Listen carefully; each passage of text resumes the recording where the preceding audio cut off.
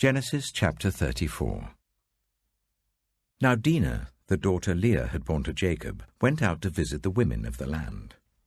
When Shechem, son of Hamor the Hivite, the ruler of that area, saw her, he took her and raped her. His heart was drawn to Dinah, daughter of Jacob. He loved the young woman and spoke tenderly to her. And Shechem said to his father Hamor, "Get me this girl as my wife." When Jacob heard that his daughter Dinah had been defiled, his sons were in the fields with his livestock, so he did nothing about it until they came home. Then Shechem's father Hamor went out to talk with Jacob. Meanwhile, Jacob's sons had come in from the fields as soon as they heard what had happened. They were shocked and furious, because Shechem had done an outrageous thing in Israel by sleeping with Jacob's daughter, a thing that should not be done. But Hamor said to them, "My son Shechem has his heart set on your daughter. Please give her to him as his wife. Intermarry with us. Give us your daughters and take our daughters for yourselves. You can settle among us. The land is open to you. Live in it, trade in it, and acquire property in it." Then Shechem said to Dinah's father and brothers, "Let me find favor in your eyes, and I will give you whatever you ask. Make the price for the bride and the gift I am to bring as great as you like, and I'll pay whatever you ask me. Only give me the young woman as my wife." Because their sister Dinah had been defiled, Jacob's sons replied deceitfully as they spoke to Shechem and his father Hamor. They said to them, "We can't do such a thing. We can't give our sister to a man who is not circumcised. That would be a disgrace to us. We will enter into an agreement with you on one condition only, that you become like us by circumcising all your males. Then we will give you our daughters and take your daughters for ourselves. We'll settle among you and become one people with you. But if you will not agree to be circumcised, we'll take our sister and go." Their proposal seemed good to Hamor and his son Shechem. The young man, who was the most honored of all his father's family, lost no time in doing what they said, because he was delighted with Jacob's daughter. So Hamor and his son Shechem went to the gate of their city to speak to the men of their city. "These men are friendly towards us," they said. "Let them live in our land and trade in it. The land has plenty of room for them. We can marry their daughters and they can marry ours. But the men will agree to live with us as one people only on the condition that our males be circumcised as they themselves are. Won't their livestock, their property, and all their other animals become ours? So let us agree to their terms, and they will settle among us." All the men who went out of the city gate agreed with Hamor and his son Shechem, and every male in the city was circumcised. 3 days later, while all of them were still in pain, 2 of Jacob's sons, Simeon and Levi, Dinah's brothers, took their swords and attacked the unsuspecting city, killing every male. They put Hamor and his son Shechem to the sword and took Dinah from Shechem's house and left. The sons of Jacob came upon the dead bodies and looted the city where their sister had been defiled. They seized their flocks and herds and donkeys and everything else of theirs in the city and out in the fields. They carried off all their wealth and all their women and children, taking as plunder everything in the houses. Then Jacob said to Simeon and Levi, "You have brought trouble on me by making me obnoxious to the Canaanites and the Perizzites, the people living in this land. We are few in number, and if they join forces against me and attack me, I and my household will be destroyed." But they replied, "Should he have treated our sister like a prostitute?"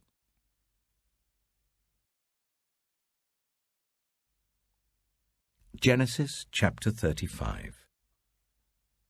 Then God said to Jacob, "Go up to Bethel and settle there, and build an altar there to God, who appeared to you when you were fleeing from your brother Esau." So Jacob said to his household and to all who were with him, Get rid of the foreign gods you have with you, and purify yourselves and change your clothes. Then come, let us go up to Bethel, where I will build an altar to God, who answered me in the day of my distress, and who has been with me wherever I have gone." So they gave Jacob all the foreign gods they had, and the rings in their ears, and Jacob buried them under the oak at Shechem. Then they set out, and the terror of God fell on the towns all around them, so that no one pursued them.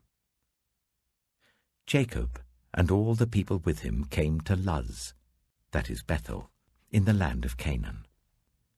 There he built an altar, and he called the place El Bethel, because it was there that God revealed himself to him when he was fleeing from his brother.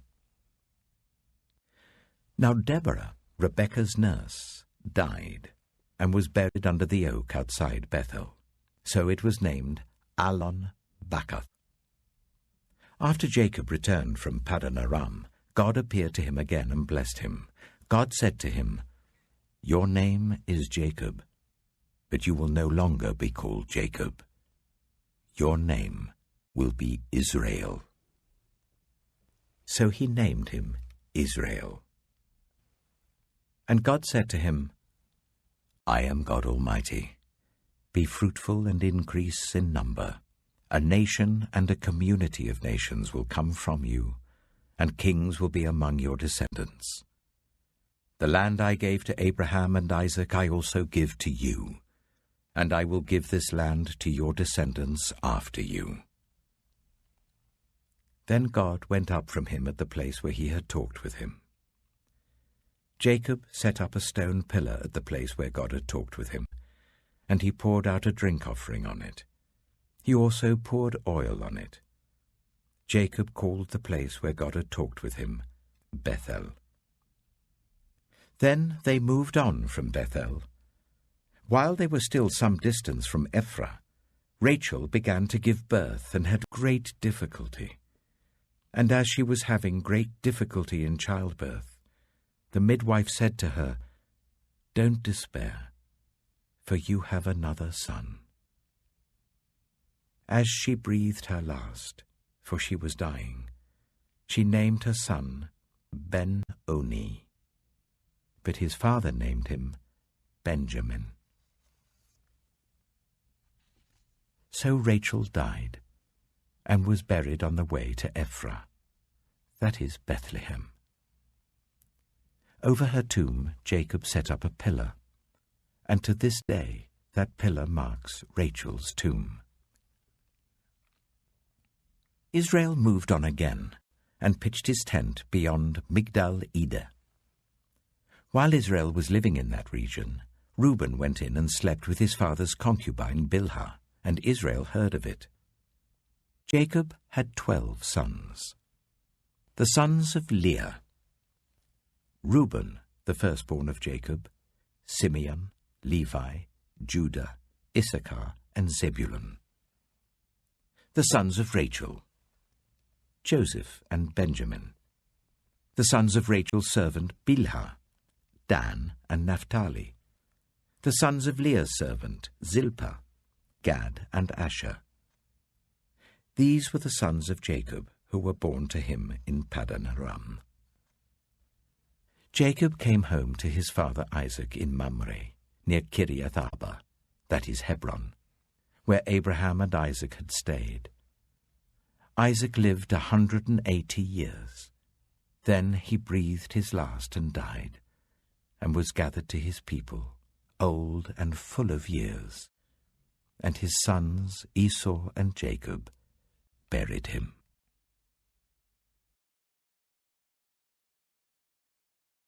Matthew chapter 10. Jesus called his 12 disciples to him and gave them authority to drive out impure spirits and to heal every disease and illness. These are the names of the 12 apostles. First, Simon, who is called Peter, and his brother Andrew. James, son of Zebedee, and his brother John. Philip and Bartholomew.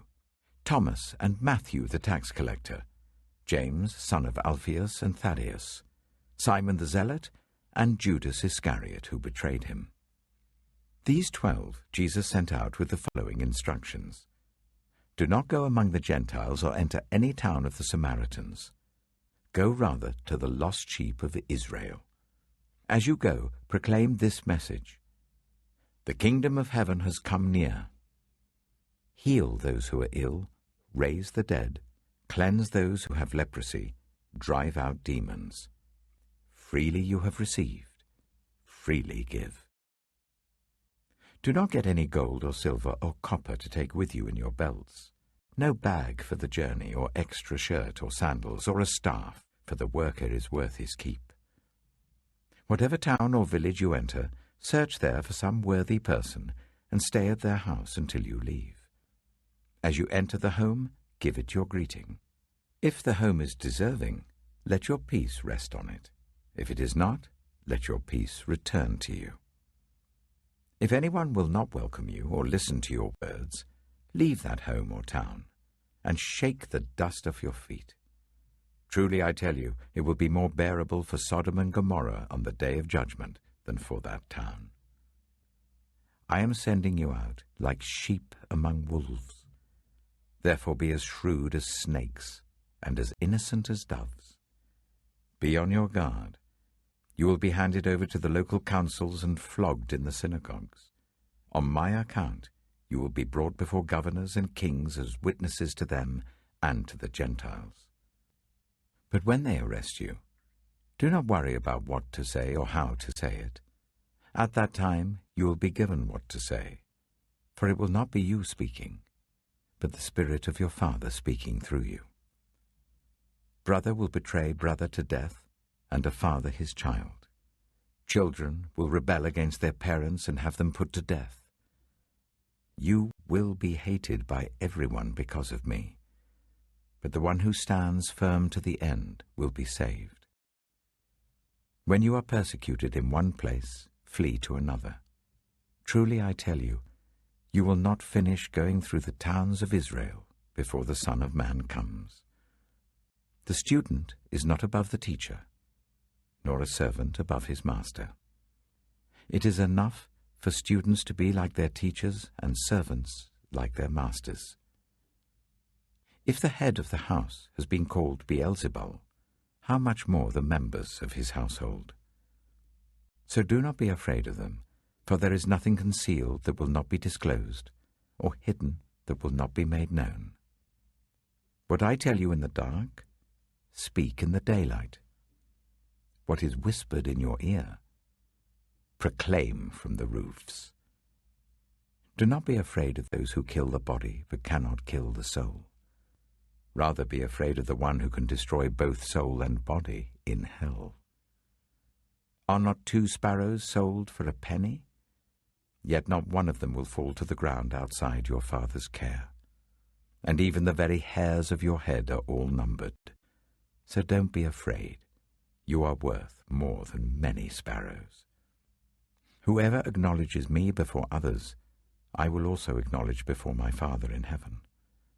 But whoever disowns me before others, I will disown before my Father in heaven. Do not suppose that I have come to bring peace to the earth. I did not come to bring peace, but a sword. For I have come to turn a man against his father, a daughter against her mother, a daughter-in-law against her mother-in-law. A man's enemies will be the members of his own household. Anyone who loves their father or mother more than me is not worthy of me. Anyone who loves their son or daughter more than me is not worthy of me. Whoever does not take up their cross and follow me is not worthy of me. Whoever finds their life will lose it, and whoever loses their life for my sake will find it. Anyone who welcomes you welcomes me, and anyone who welcomes me welcomes the one who sent me. Whoever welcomes a prophet as a prophet will receive a prophet's reward, and whoever welcomes a righteous person as a righteous person will receive a righteous person's reward. And if anyone gives even a cup of cold water to one of these little ones who is my disciple, truly I tell you, that person will certainly not lose their reward.